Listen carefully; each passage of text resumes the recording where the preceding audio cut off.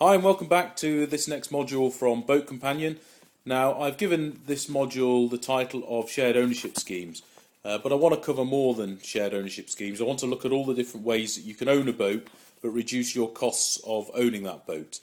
Now I've worked out there's probably about 6 different ways that you can own a boat and reduce your costs, and we'll go over those 6 methods throughout this module.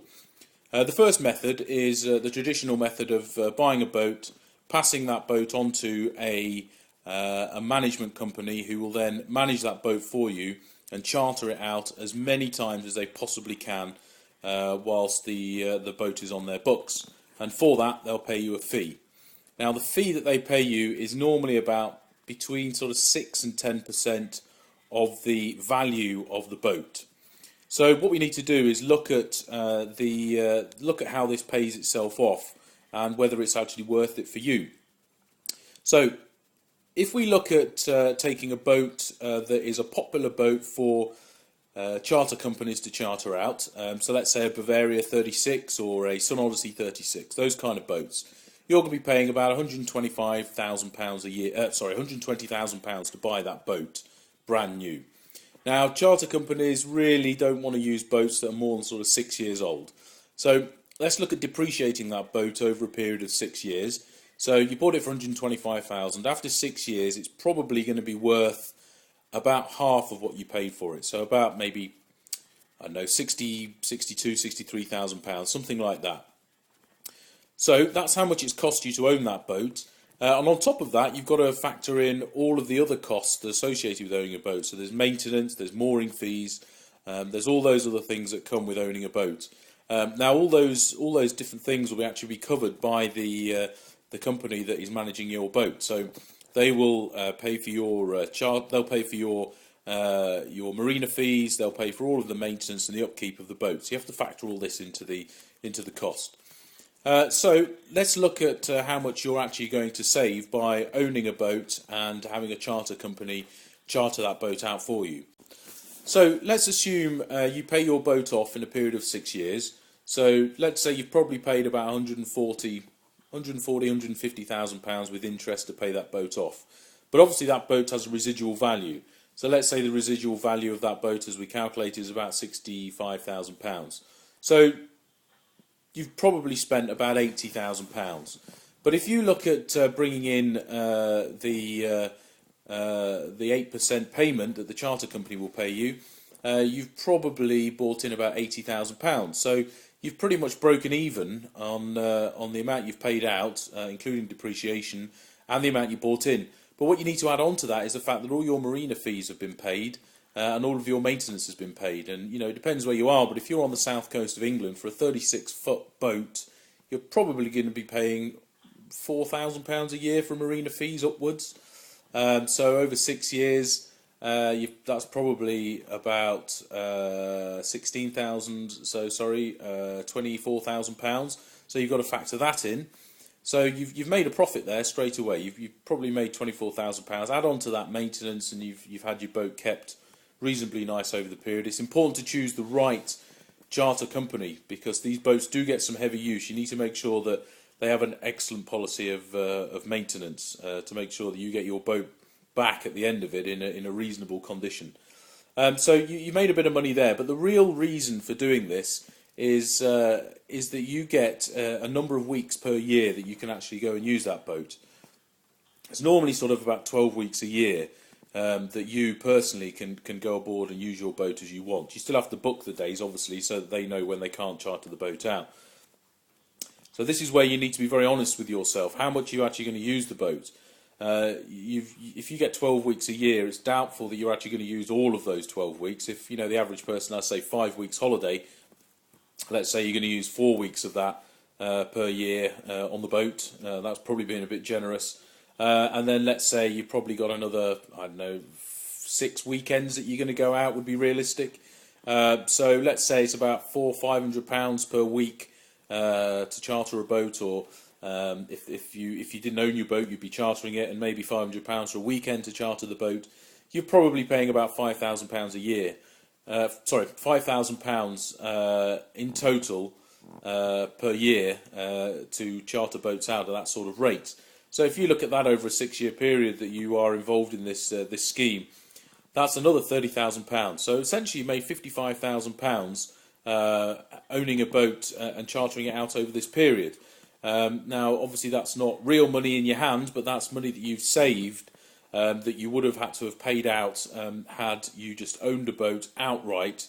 But obviously, the downside to all of this is it is your boat, but you can't just go and step aboard that boat whenever you want.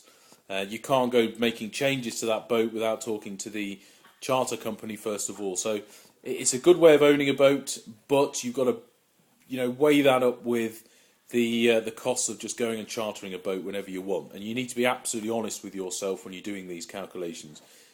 If you buy a boat and charter it out through a management company, you're not going to make loads of money out of it. But if you calculate things in the right way and you really make use of the things that they offer, then it's a worthwhile thing. So chartering, that's the first option. Now we'll move on to the second option. Right, so the next kind of scheme we're going to look at is the official shared ownership scheme.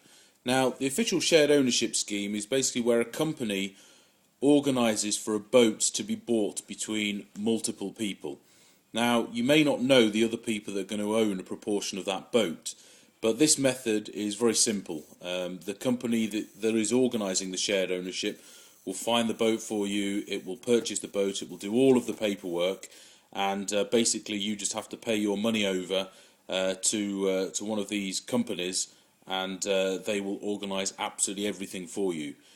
So you would probably normally have about 6 people owning a boat. So you've got to bear in mind that if the more people that are owning the boat, the fewer times you get to actually use that boat during the year. So if there's 6 people owning a boat, obviously there's probably about 2 months per year that you get to use that boat. Now, one of the great things about this method is you do own the boat. Because the other people also own the boat and are using the boat is normally very well kept. So everybody is very respectful of the boat because they want to come back to use that boat in the future with that boat being in good condition. The other great thing about an official shared ownership scheme is that the shared ownership company will normally deal with all of the maintenance. They'll probably deal with the mooring fees as well, so that all that's factored into either a one-off payment or a yearly payment that you pay for that boat. So a good method of owning a boat, but again, you still don't own that boat 100% yourself. You still can't get on that boat and decide, right, I want a new chart plotter. I'm going to go out and buy a new chart plotter from the chandlery and fit that chart plotter. You can't decide to add another piece of equipment without consulting with the management company that's managing that boat. And you don't have that nice feeling of actually owning your boat 100% yourself. Okay, so the third option we're going to look at is the unofficial shared ownership method. Now, this is adopted by many people. It is a very good way of owning a boat and reducing costs. Basically, you get together with some of your friends, so it's people that you know very, very well, and you buy a boat between you, and you share all of the costs associated with owning that boat between all the people that own it. Now, you often do this with just 2 people, but it may be 3, 4, maybe 5 people. Great thing is that you know everybody. You can do everything relatively unofficially. So, if you want to book a weekend or you want to go out for a weekend, you can do it at very short notice.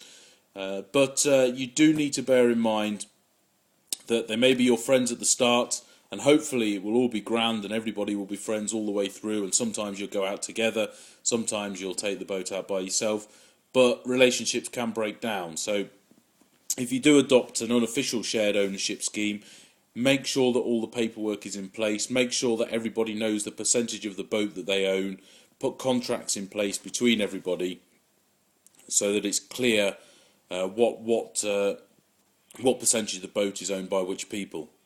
And also ensure that you have a system for somebody to leave the scheme, so that somebody can't just decide, right, I'm going to sell my share, I'm going to sell it to whoever I want. Make sure that you write into the contract that they need to give a period of notice. You need to give the option for the other people who share part of that boat to buy that share of that boat out from the person who's leaving. or at least that they are able to vet anybody who's going to come in to make sure that they get on with that person that's going to come in. So a very, very good way of doing things, but make sure that you're careful with the contracts that you put in place, and that you don't assume that just because you're going to get on well at the start, you're going to get on well all the way through. The next type of method of reducing costs is a boat management scheme, where basically you own a boat, you use that boat a lot. Maybe it's a new boat, a boat that is a nice boat. Maybe it's cost you £150,000, something along those lines, and you get a management company to manage that boat for you. Now, what that means is that that boat will be then chartered out to people during the year, but you'll be able to take that boat out whenever you want to take that boat out. So it's similar to the full-on charter system that we talked about at the start of this video, but the intensity of chartering that boat out is a lot lower. So basically, you're not trying to cover all of your costs; you're just trying to reduce the amount of the costs associated with owning that boat. So maybe you'll charter it out probably 10 times a year. So let's say you're away on holiday, not using the boat for a few weeks, then you tell the charter company that you're going to be away, and they'll charter that boat out for you. It's very important that you get the boat coded. MCA, Maritime and Coast Guard Agency, provide advice on coding boats, and that's something we'll talk about in another video. But basically, it's similar to the first system, but it's much less intense. It's more of a personal service, and basically a company may take on, say, 10 or 15 different clients, and the boats will all be different types of boats, and they will charter that boat out and manage the charter of that boat out for you. They'll make sure it's all cleaned properly. But what they won't do is they won't probably sort out maintenance. They probably won't sort out the mooring fees, so you'll be paying the mooring fees yourself. So basically, it's a way of bringing in a little bit extra cash. Now, the next system that we can look at is basically similar to the system we just talked about, but it's where you manage it yourself. So what some people do is they'll buy a very, very nice boat, and they will then act as the skipper on that boat, and they will offer that boat out for chartership to whoever wants to charter that boat. So basically, you do all the marketing yourself, you set up the website yourself, and then you offer skipper charters on that particular boat. Now, this is normally done for very expensive boats. So let's say you've bought a 50-foot boat, I don't know, maybe a Swan or something like that, or an Oyster. You've paid out £500,000, and you're running it as a business. So basically, you're chartering your boat out as a business. So you could be chartering out every single weekend and all through the week, and you could be doing corporate entertaining on the boat, or you could be doing it at a much sort of lower intensity just to try and cover some of the costs of owning that boat. But normally, basically, you bought a boat, you're going to set a business up around that boat, and that business is with you skippering the boat and with you doing all the marketing and all of the chartering out. So there's a lot of those businesses around. So basically, they're focused around a single boat. The last method I'd like to talk about is something called membership schemes, where basically you don't own the boat, you don't have any rights of ownership to the boat at all, but what you do is you pay a fee every month. Now, the fees range according to what kind of boat, the size of boat, how sort of prestigious that boat is. But basically, let's just use an example of you pay £500 a month, and what that means then is that you get to sail a boat whenever you want to sail a boat. You can give a very short notice, and you can then drop down to the marina and you can take a boat out. Basically, all the marina fees are paid, all of the maintenance fees are paid on your behalf, but you pay a monthly fee. Now, well, that's it for this week. I hope that's given you an insight into how to reduce the costs of boat ownership or getting on the water. And I hope you can join us next week for the eBay question, something that always comes up when you're thinking about buying a boat on a budget.